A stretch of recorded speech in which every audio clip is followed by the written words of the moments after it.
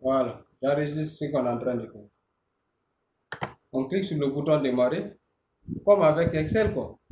Vous écrivez le nom du logiciel que vous voulez euh, lancer. Donc, j'ai cliqué sur le bouton démarrer. Il y a Mhm. le nom du logiciel Access qui s'affiche.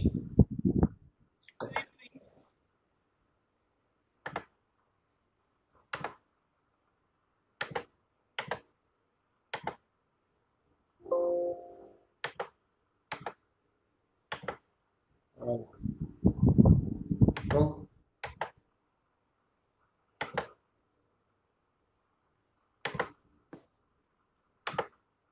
ok. Quand je clique sur le bouton démarrer, j'écris le nom du logiciel que je veux lancer. Donc, Access s'affiche. Je clique sur le nom du logiciel que je veux afficher, je veux lancer. Le logiciel Access se met en marche. Ça, c'est la première méthode. La deuxième méthode, toujours en cliquant sur le bouton démarrer, Mhm. le menu démarrer va apparaître.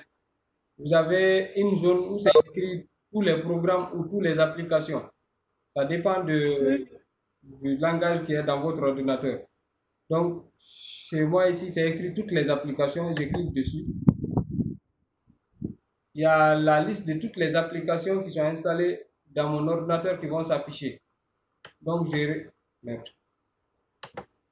donc, je vais rechercher l'application Microsoft Office. Je recherche l'application Microsoft Office. Application de quoi? Office, Office, Office, Office. D'accord. Office, Office. Je ne vois pas le dossier Office quand même, mais c'est installé ici. Ok, donc chez vous, par exemple, quand vous recherchez, vous verrez Office quelque part. Voilà, Office, un dossier Office comme ça, mais moi je ne vois pas ici. Je ne sais pas si je ne vois pas bien ou bien c'est quoi. Mais si c'est Ramadan qui est sur moi. Ah, monsieur, vous êtes en train de parler de Ramadan. C'est Microsoft Office. Voilà, ça est là. Tu vois, c'est Ramadan. Voici, c'est Ok. Microsoft Office. Maintenant, quand vous cliquez sur le dossier Microsoft Office, vous avez toutes les applications qui ont été créées par la société Microsoft qui s'affichent dans ce dossier, comme ça. Ok, vous allez rechercher Access, ou parfois c'est écrit base de données Access. Donc, j'avais vu Access en haut quelque part. Voilà, voici Access. Je clique dessus. Ça, c'est la deuxième méthode. Ok, la fenêtre d'accueil du logiciel est lancée. La troisième méthode, toujours, ce sont les mêmes méthodes que Excel. Vous venez dans la partie vide du bureau où il n'y a pas, où il n'y a ni dossier ni fichier. La partie qui est libre. Vous faites clic droit comme ça, clic droit, vous pointez sur Nouveau et vous recherchez un, un fichier qui s'appelle Microsoft Access base de données. Voici. OK? Quand vous cliquez dessus, le fichier Microsoft Access base de données va s'afficher sur votre bureau. Ça, c'est la troisième méthode. Mais moi, je préfère l'une des deux premières méthodes. Que ce soit la première ou la deuxième, tout est bon. Maintenant, je vais donner un nom à ma base de données. OK? La différence entre Excel et Word, entre Excel Word avec Access, c'est qu'en Excel et Word, on peut d'abord, en Excel par exemple, vous pouvez créer votre classeur. Après avoir fini de faire tout le boulot que vous devriez faire, vous enregistrez votre classeur. En Word, c'est pareil. Vous ouvrez votre document, vous saisissez tout ce que vous devez saisir. Après, à la fin, vous enregistrez votre document. Mais avec Microsoft Excel Access, vous devez d'abord enregistrer le nom de votre base de données avant de commencer à travailler dans votre base de données. OK? Donc, on cherche comment créer notre base de données. Il y a plusieurs modèles de bases de données qui vont s'afficher quand vous allez lancer votre logiciel Access. Ok, par exemple, il y a base de données personnalisée, il y a application web personnalisée, il y a base de données vide du bureau, il y a inventaire domestique, il y a gestionnaire de comptes, ainsi de suite. Mais nous, notre problème ici, on veut créer une base de données vide dans laquelle nous allons créer nos propres tables. Ok, donc pour cela, on clique sur le deuxième bouton où c'est écrit base de données vide, base de données du bureau vide. On clique dessus comme ça. Maintenant, quand vous cliquez sur base de données du bureau vide, il y a une boîte de dialogue qui va apparaître. OK? Dans cette boîte de dialogue, vous allez saisir le nom de votre base de données. J'ai dit que on va donner par exemple gestion des facultés. Gestion des facultés. Le nom de notre base de données, ça sera gestion des facultés. D'accord, monsieur.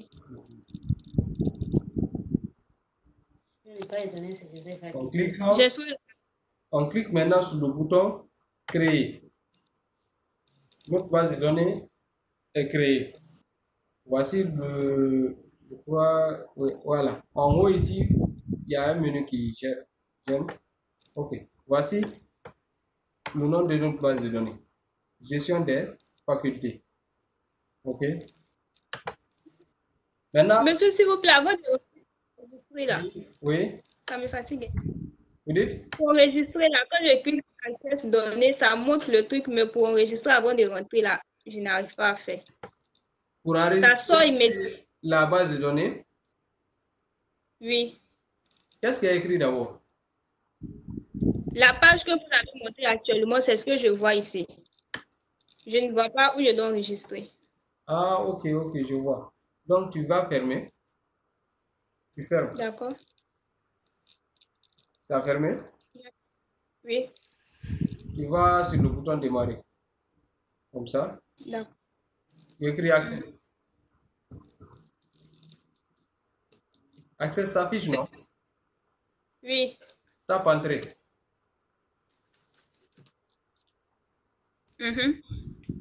Quelque chose va s'afficher comme ça là. Base de données, oui, c'est fait. Voilà, tu cliques une seule fois sur base de données vide. Tu ne double-cliques pas. Si tu double-cliques, ça va sauter la partie où tu dois enregistrer. Oui, monsieur. Voilà, on te dit nom des fichiers, non? Oui. Ils ont mis nom des fichiers. Voilà, tu mets le nom de la base de données. Après, tu cliques sur créer. Vous avez dit de mettre quel nom déjà? Gestion des facultés.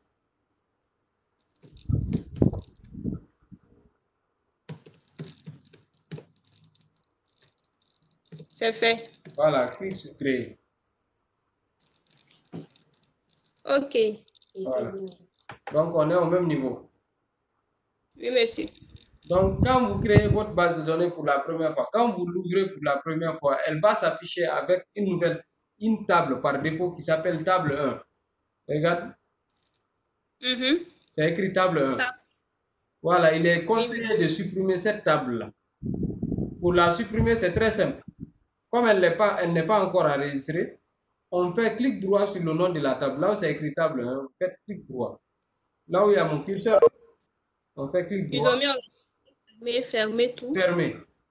Quand on clique sur fermer, la table disparaît. Elle ne s'enregistre pas. OK? Oui, c'est fait. Maintenant, j'avais fait une petite présentation de la fenêtre de l'interface d'accès la dernière fois. Je crois que c'est la même chose avec Excel.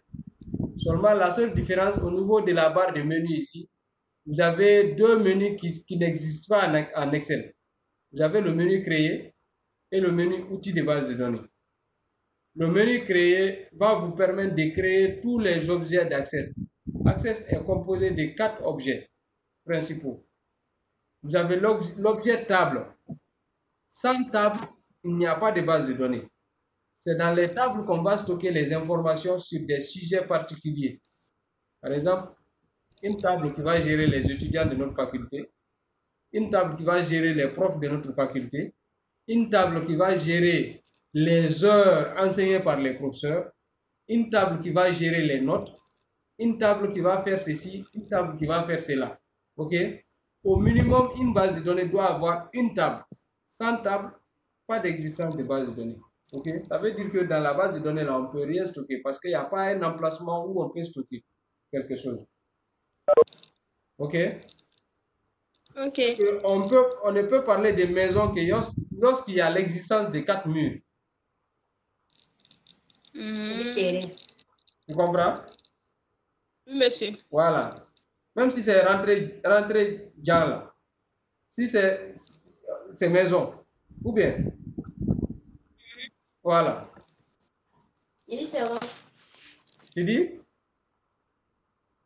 Monsieur, on vous écoute. Voilà. Donc, pour créer une table en Access, vous cliquez sur le menu Créer.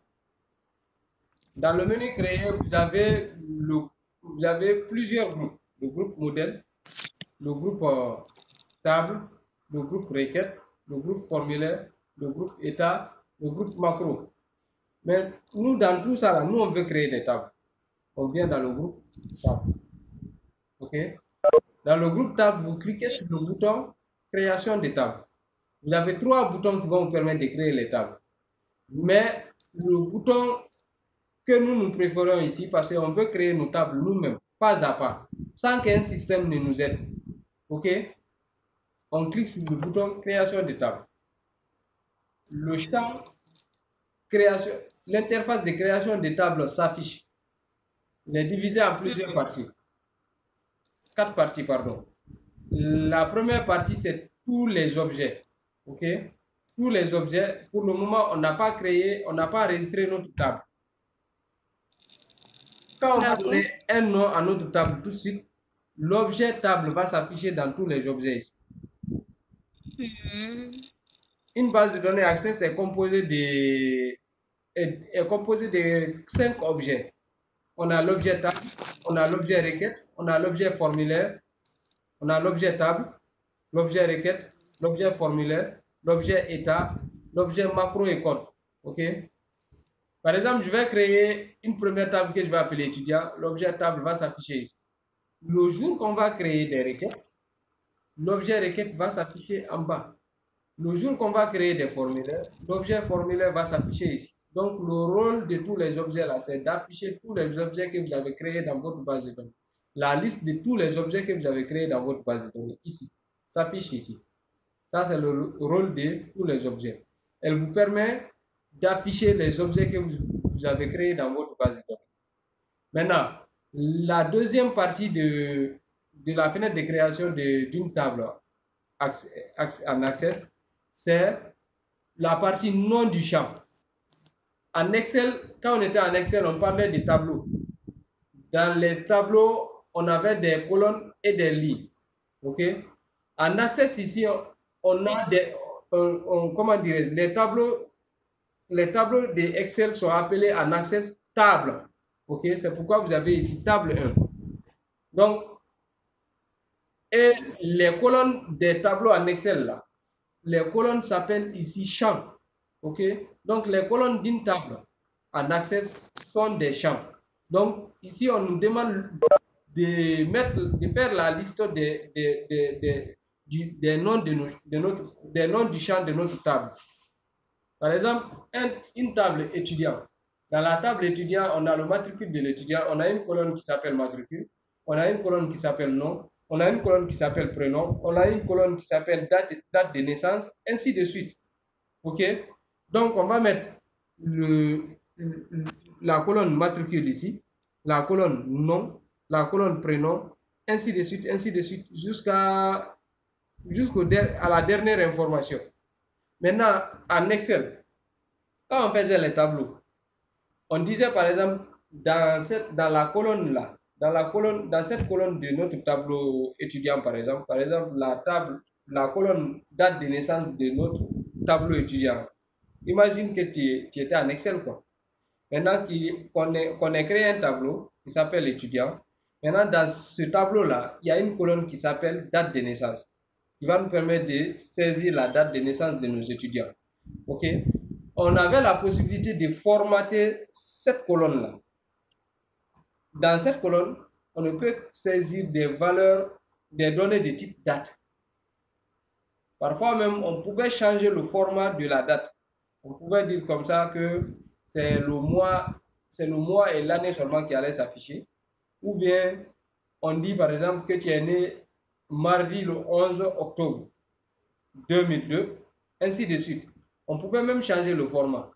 Donc ici, quand on finit de saisir les types, quand on finit de saisir comment je vais dire ça, les noms des champs de notre table, on va choisir pour chaque table, pour chaque colonne, pour chaque champ de notre table, un type de données qu'on va saisir.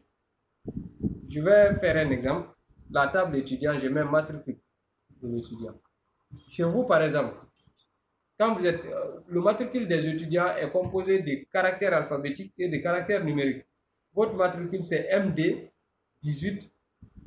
Ton rang d'inscription, c'est quoi? 020. Voilà. Donc, MD 18 020. Donc, quel est le type de données que je vais saisir dans le champ matricule de ma table étudiant?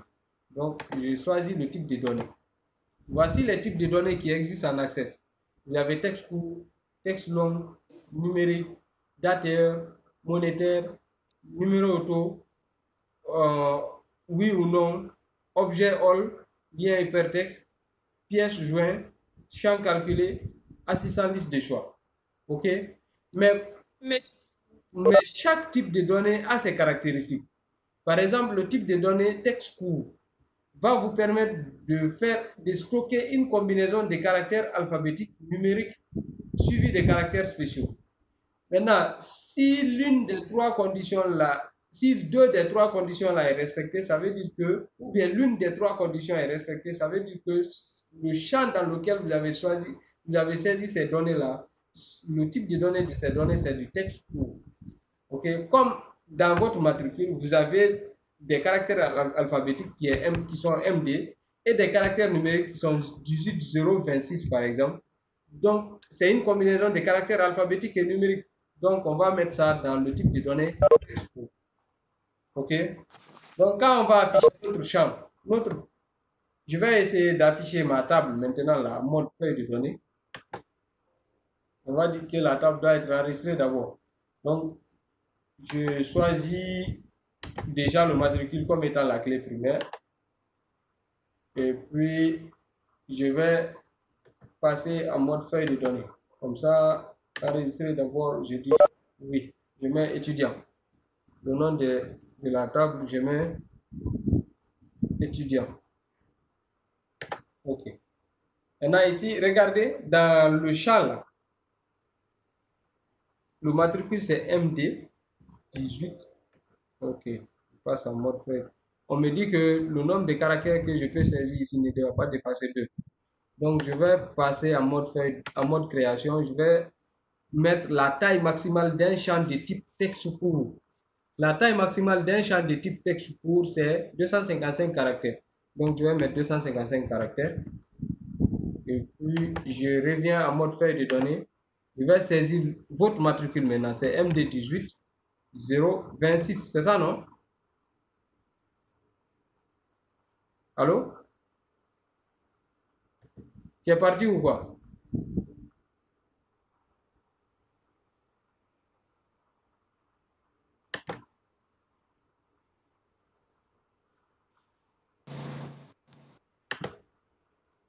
Allô?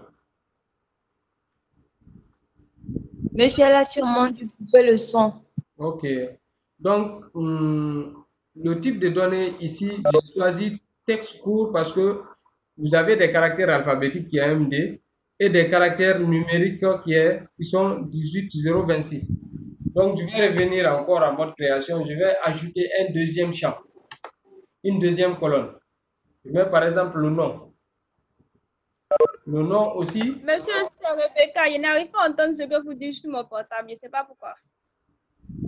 Est-ce que c'est... Bon, peut-être c'est le réseau. Sinon, les autres m'entendent quand même.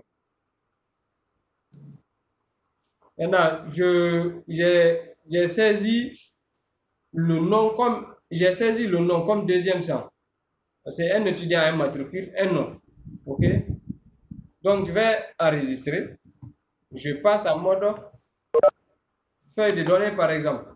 Voici ma deuxième colonne. Le deuxième champ de ma table. Je mets par exemple ton nom.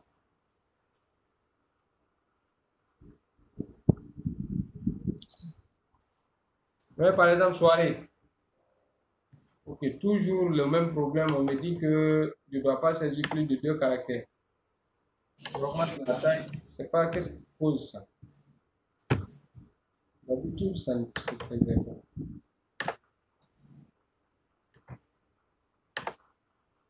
Mais ici, soirée.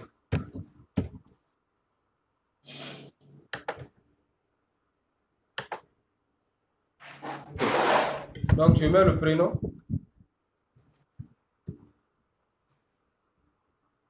Je mets la date de naissance. Oui, date de naissance.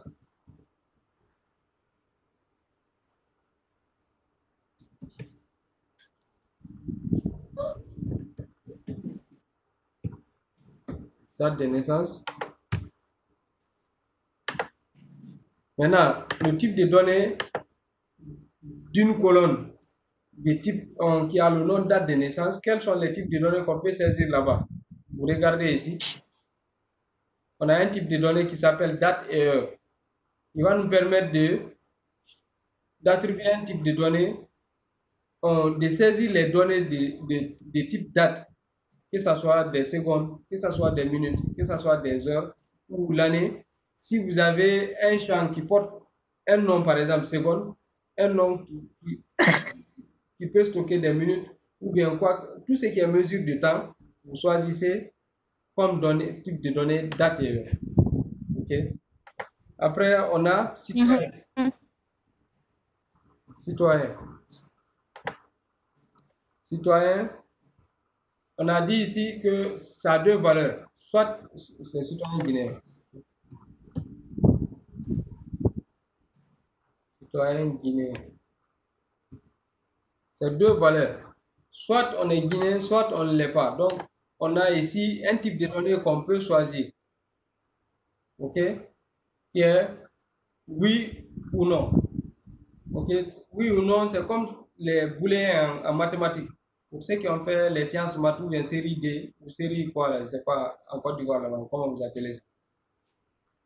Nous, ici, on dit sciences maths, sciences expérimentales, sciences sociales. Donc, série D. Voilà, les mathématiques quand même. Vous voyez un chapitre qui parle de largeur du boule, là, je sais pas. Donc, je prends ici, oui ou non. Les nombres binaires, quoi. OK. Après, vous avez commentaire. Commentaire. Commentaire, j'affiche encore les types de données. Parmi les types de données, j'ai texte court, texte long, date, ainsi de suite. Maintenant, dans commentaire, là, je vais saisir une grande quantité de texte. OK? Et pourtant, le type de données texte court est limité. On me dit que ça ne doit pas dépasser 255 caractères. Si moi, je dois saisir, par exemple, un discours, OK? Un discours. Regardons, par exemple, on va compter le nombre de caractères qui sont affichés devant nous. Par exemple, dans le mot numérique, N, c'est un caractère, U, c'est un caractère, M, c'est un caractère, E, c'est un caractère, l'accent aigu est un caractère, R, c'est un caractère, I, c'est un caractère, Q est un caractère, et puis E est un caractère. Donc, s'il y avait, par exemple, l'espace entre deux mots collés, par exemple, deux mots, par exemple, texte court, l'espace là aussi, c'est un caractère. OK? Donc, pour pouvoir saisir des commentaires dans un champ, par exemple, je vais choisir les données texte long. OK? Après, je prends par exemple l'adresse. Le champ adresse. Adresse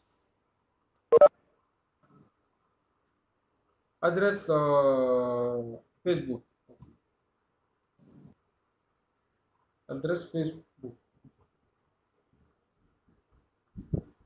Ici, parmi les types de données que nous avons, on a une donnée qui peut être stockée dans ce champ-là, qui s'appelle lien hypertexte.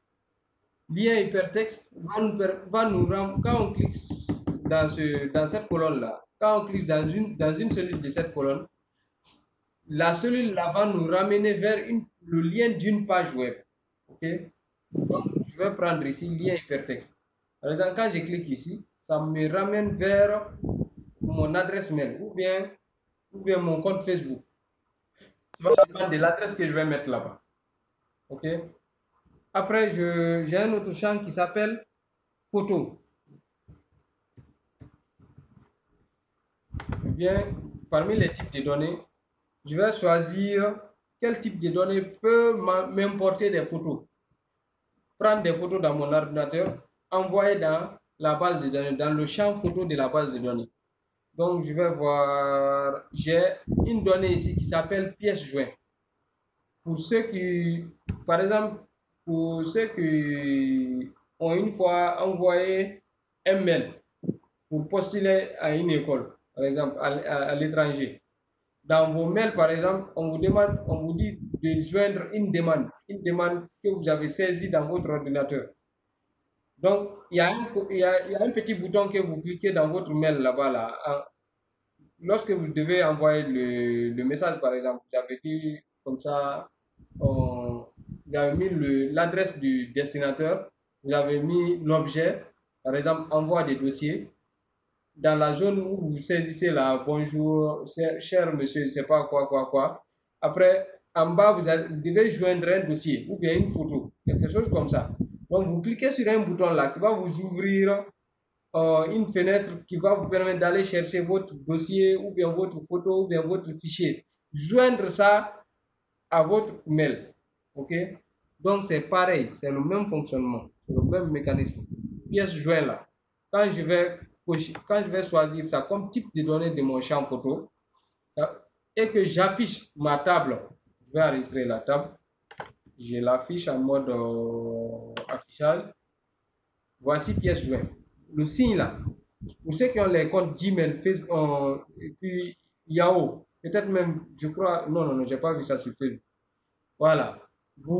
Quand vous cliquez sur ici, ça va vous ouvrir une boîte de dialogue comme ça, qui va vous permettre d'aller chercher un fichier quelque part dans votre ordinateur. Ce fichier-là, vous allez le joindre à votre mail. Voilà, par exemple, je vais prendre le fichier devoir ici, dans mon ordinateur. J'ouvre ce fichier. Le fichier devoir s'est placé dans ma pièce jointe. Je clique sur OK. Quand je clique sur OK, regardez ce qui va se passer ici. Pour le moment, derrière la pièce jointe, entre les deux parenthèses, il y a 0. Quand je clique sur OK, il y a un fichier qui est joint à ma table étudiant. OK? Vous voyez? Je passe en mode création pour terminer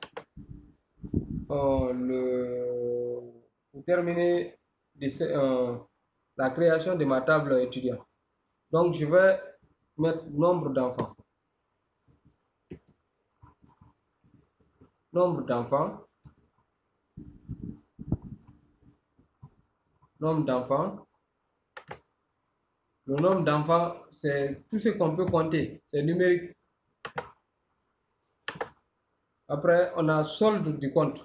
Par exemple, solde de votre compte, solde de votre scolarité. Scolarité. Comme c'est une table étudiant, on va prendre scolarité. Maintenant, tout ce qui est monnaie, tout ce qui est argent, il y a un type de données ici qui permet de gérer ça, qui est monétaire. OK? Après, je vais ajouter un autre type de données qui va s'appeler situation familiale. Situation familiale. Situation familiale.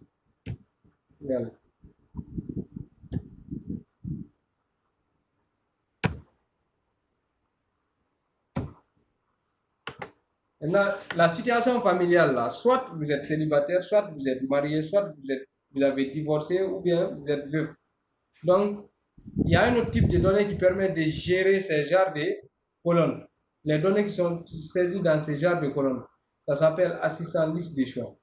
quand on clique sur le bouton, le type de données assistant liste de choix, il y a une boîte de dialogue qui va apparaître, qui vous propose deux options. La première option, il veut que vous allez extraire les... Il vous demande d'extraire les valeurs que vous allez stocker dans ce champ assistant liste de choix dans une autre table ou requête. Ou bien vous avez la possibilité de saisir vos valeurs que vous-même vous voulez stocker dans le champ situation familiale. Donc, moi, je préfère taper les valeurs souhaitées. On clique sur je préfère taper les valeurs souhaitées et puis on clique sur suivant, comme ça. Donc, on a la possibilité de saisir les différentes valeurs qui vont s'afficher dans ce champ-là. Par exemple, célibataire. Je mets ici célibataire.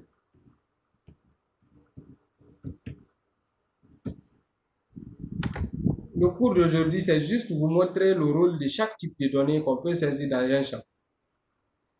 Célibataire, marié.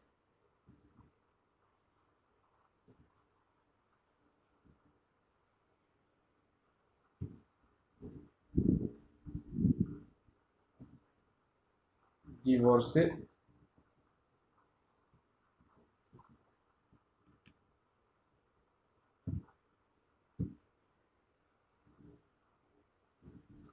Veuf.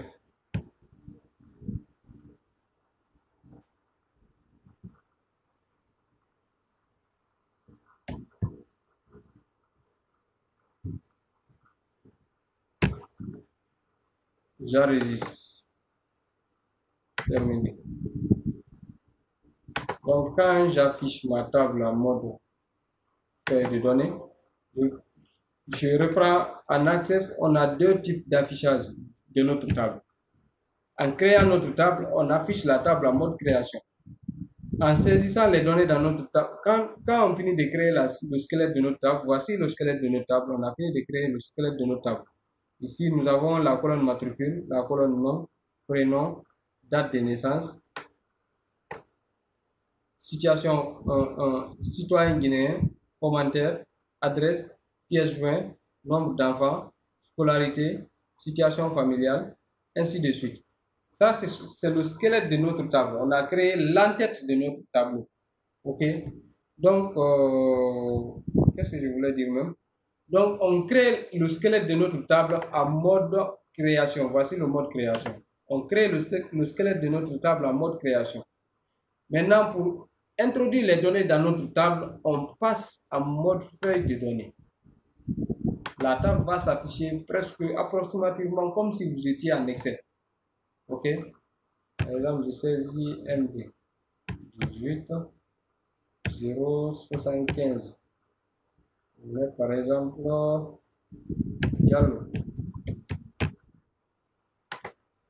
Si je mets Fatmata. OK.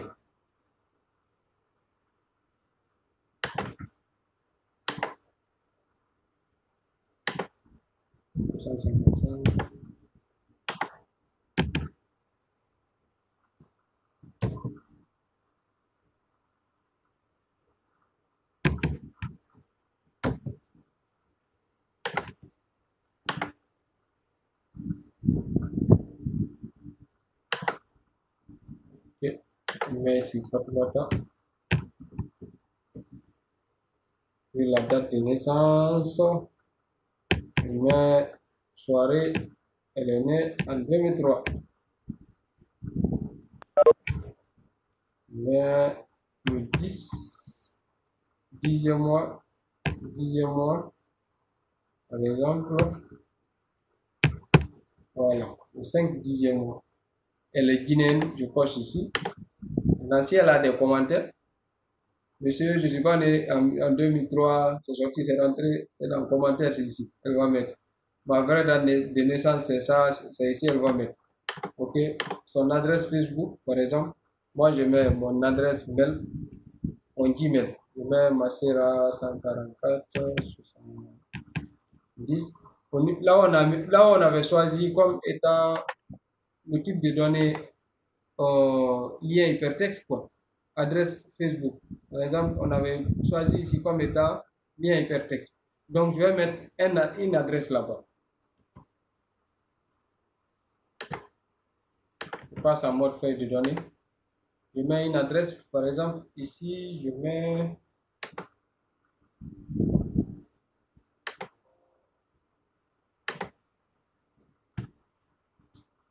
master 144-70@gmail.com. Le point est remplacé par des virgules.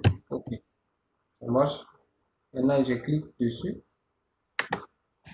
Ça me renvoie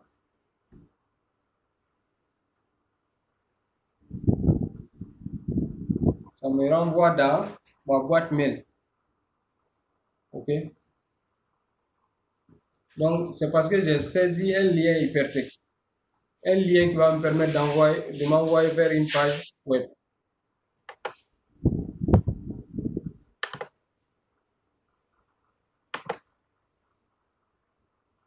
Je reviens encore en mode feuille de données.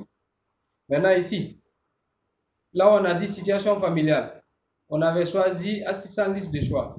Mais quand vous choisissez le type de données assistant liste de choix, quand vous finissez de paramétrer ce type de données-là, assistant liste de choix ne va pas s'afficher devant le champ que vous avez choisi comme étant un type de données assistant liste de choix. C'est textbook qui va s'afficher. Ces deux types de données sont comment je vais dire ça, sont compatibles. Donc c'est pas une erreur parce que assistant liste de choix ne s'est pas affiché ici, c'est pas une erreur. OK? Donc ces deux types qui sont compatibles, texte court va s'afficher à la place d'assistant liste de choix, il n'y a pas de problème. Donc je vais afficher ma table en mode feuille de données. Vous allez voir le comportement d'un type de champ d'un champ qu'on a choisi comme étant assistant liste de choix. Situation familiale, quand je clique dessus, vous voyez qu'il y a un petit bouton qui a la tête dirigée vers le bas. Je vous ai dit en Excel que ces boutons-là, on les appelle des lanceurs de sous-menu. Quand je clique dessus, il y a un sous-menu qui apparaît comme ça. On avait dit là-bas, dans le champ situation familiale, on avait choisi ici célibataire, marié, divorcé, veuf. OK? On a choisi un type de données assistant liste de choix. En paramétrant notre type de données assistant liste de choix, on avait mis 4 valeurs. Célibataire, marié, divorcé, veuf. Quand on affiche notre table en mode feuille de données, ces 4 valeurs vont s'afficher ici, dans un sous-menu. Célibataire, marié, divorcé, veuf. OK? Le solde de la scolarité, on avait dit que c'était monétaire. Donc, quand nous cliquons dedans ici, vous verrez qu'il y a des valeurs monétaires qui s'affichent 0,0 euros, 0,0 euros. OK? Nombre d'enfants, par exemple, ici, ça vous permet de saisir que des nombres, des valeurs numériques. 1, 2, 3, 4, 5 jusqu'à infini. Ici. Donc, c'est un peu ça. Les types de valeurs qu'on peut stocker dans une variable. J'ai déjà fait une petite brochure, je crois que je l'ai déjà postée. Mais comme votre classe n'est pas encore ajoutée, vous ne pouvez pas accéder à la page. Sinon, je l'ai déjà postée. Le cours est déjà en ligne. Donc, peut-être le lundi, votre classe sera ajoutée. Il avait dit qu'il allait travailler aujourd'hui dessus.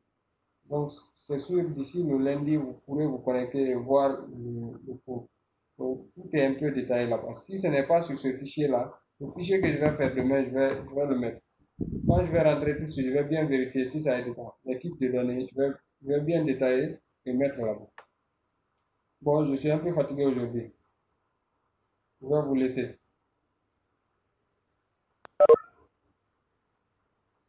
Allô? Allô? Allô?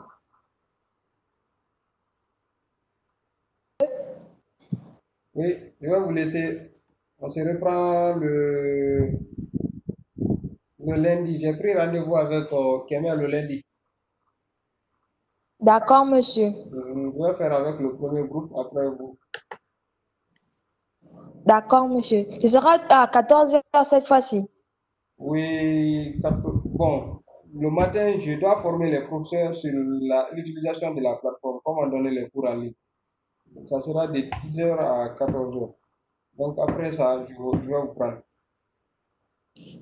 D'accord, monsieur. Ok, merci. Ou bien je vais prendre un groupe le lundi, je prends un groupe le mardi. Ok.